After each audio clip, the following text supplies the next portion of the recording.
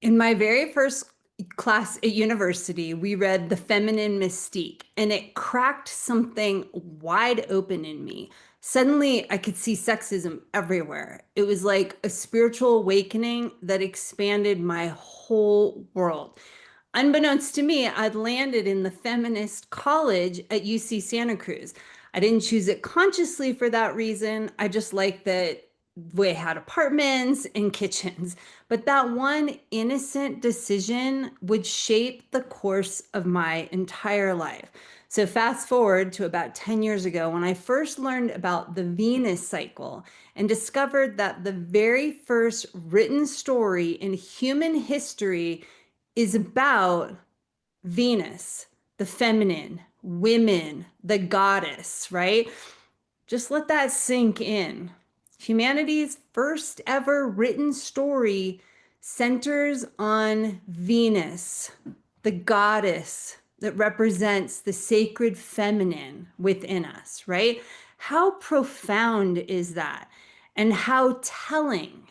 Because interestingly, here we are again in another moment where society is trying to push women back into the kitchen, barefoot and pregnant, promising that's where we'll really be happy, right?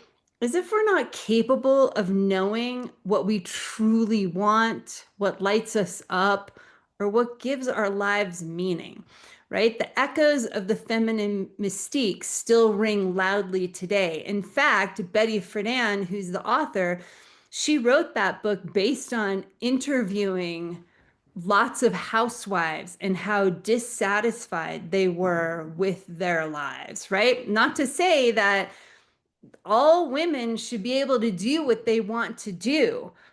No one should just tell us what makes us happy or what our role is. But back to the Venus cycle and how we celebrate and connect more fully to our sacred feminine. So today, Venus is entering Libra, which is the archetype of the peacemaker and the harmonizer. And it's such a classic feminine role, right? Keeping the peace at all costs, often at our own expense.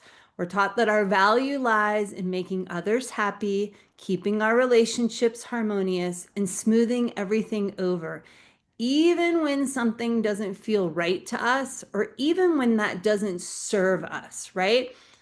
Because what happens to us in that process? This is essentially a boundary issue, right? Deeply tied to limiting beliefs like, I'm only valuable if I keep the peace. I'll be abandoned if I speak up. No one will love me if I rock the boat.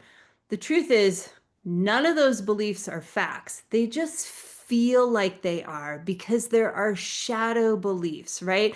The incorrect beliefs we have about ourselves from our childhood at our core place that need healing so we can get out of our own way and get unstuck. They're blocks blocking our path.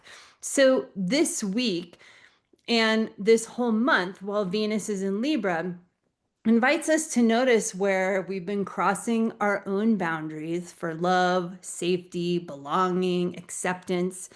Venus in Libra and her meeting with the moon on Sunday opens a doorway for healing that, right? So, where we are in the Venus cycle is, well, I'll explain that in just a moment, right? So, I just want to say, like, starting tomorrow, watch the moon in the early morning sky. It meets with Jupiter tomorrow, and then each morning we'll be moving towards Venus for their conjunction on Sunday. All right, so back to the Venus cycle and where we are. So, in the Venus cycle's sacred story, this is the point where Venus, representing the divine feminine, moves into the root chakra when she meets with the moon on Sunday. And so for the next month, we have this opportunity to work on the blocks to feeling grounded, feeling safe in our bodies, and really just at home and our deeply feminine embodied connection to the earth. This is about finding true peace, not the performative piece of pleasing others, right? The shadow of Libra, but the light of Libra, the deep embodied peace that comes from knowing and honoring yourself. Today is also the last quarter moon in Cancer, which if you've been following along with my Aspen Times astrology column, 2 weeks ago, I wrote a column titled Moon Mondays, Living by the Moon, A Path to Real Change. This moon is our next checkpoint in the lunar cycle, right? It's that opportunity to ask ourselves, what is my focus this week? What am I ready to focus on and realign with? What action will help me realign with where I really want to be directing my life? If you're craving deeper connection to the cycles of the moon and want to learn how to work with these energies to create real change in your life, I invite you to come join my Moon Sister Circle. Each month we gather live at the new and full moons for teachings and practices that help you get unstuck, build momentum, and move in the direction your soul is calling you. You can find that at SheridanSemple.com, moon-sisters. Also today, as if what I've shared already wasn't enough, Pluto goes direct. And Pluto is still in that sextile to Saturn and Neptune and a trine to Uranus, right? So these truly are wild times, right? All of these outer planets that take a long time to move between signs have all shifted and are currently shifting into new signs simultaneously, right?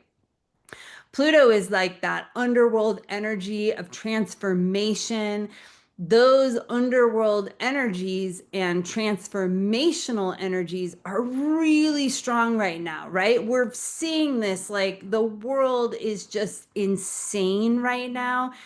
And that is what we're experiencing is these huge changes. And we're not, right? We're not there yet. We're still in the process of change. We're not yet at the new beginning that they are bringing in, but we're getting really shook up, which is forcing us to deal with our crap essentially, which you can see a lot is most of us are not doing because it's just coming out sideways all over the place. But that's where the pressure gets enough that it forces us to relinquish and do that work. So the only way forward is really through doing our shadow work personally and collectively. So next week brings even more growth with the Libra new moon and the sun enters Scorpio, which means Halloween is right around the corner. One of my favorite holy days, Samhain, when we get to lean into and celebrate the shadow and our dark sides.